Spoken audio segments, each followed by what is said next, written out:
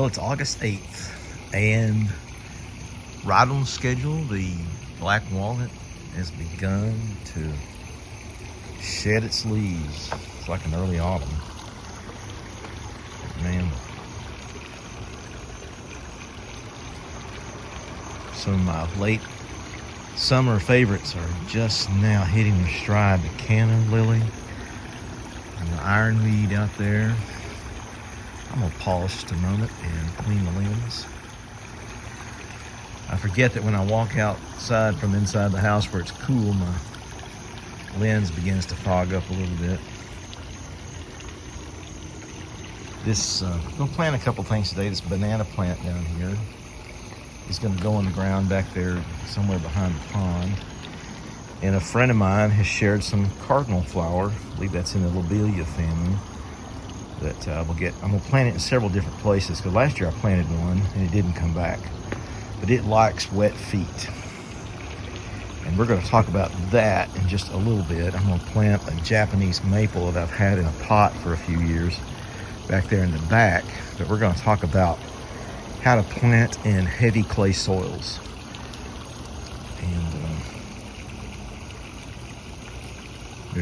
there's a technique that you'll want to use to raise that plant up, because a lot of plants can't tolerate our winter wet clay soil.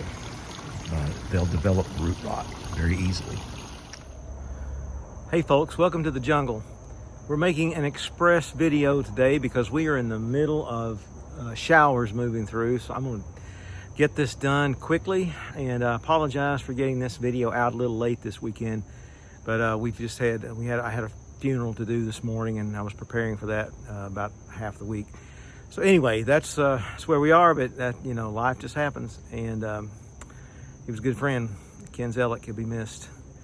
So I'm going to plant this Japanese maple, and because we have such heavy clay content in our soil here in Kentucky, I'm going to show you how to put this in the ground so that it's not so deep that the plant suffers from root rot during the winter. Because in the winter time we have a lot of moisture, a lot of rain, snow, etc., that builds up in the ground, and clay is it makes like a bowl when you dig a hole in the ground, and it holds that moisture. Well, most things like well-drained soil.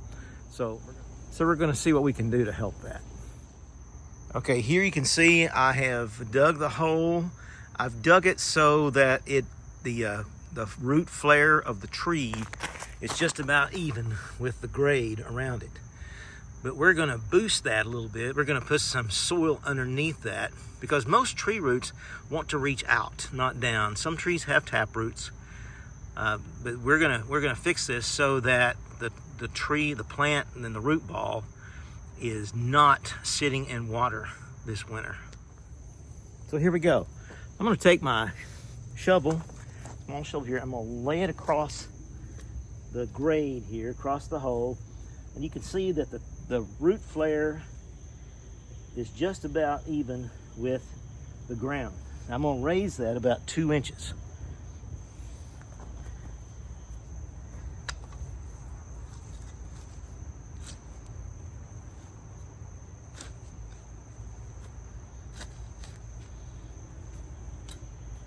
Just kind of trial and error.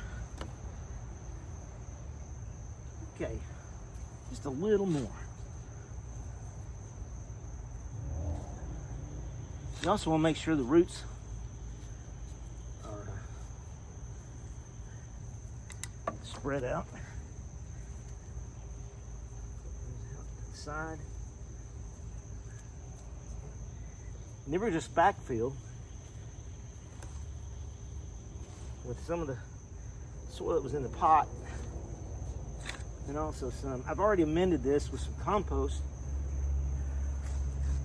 We want this tree to have a good start. We're about halfway through the summer season, so it's going to have some time to let those roots grow and get established. It's been in a big pot, so the roots have had plenty of space so far. still find junk in here. some of this trash in here. And I will probably we'll build up around this just a little.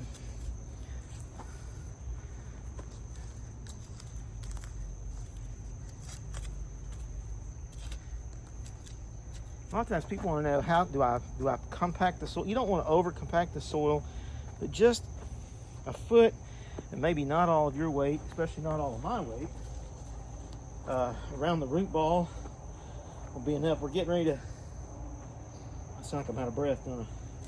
We're getting ready to get some more rain, so perfect timing on this. You know, my plan is for this to fill out a little bit and shade this fire pit area over there.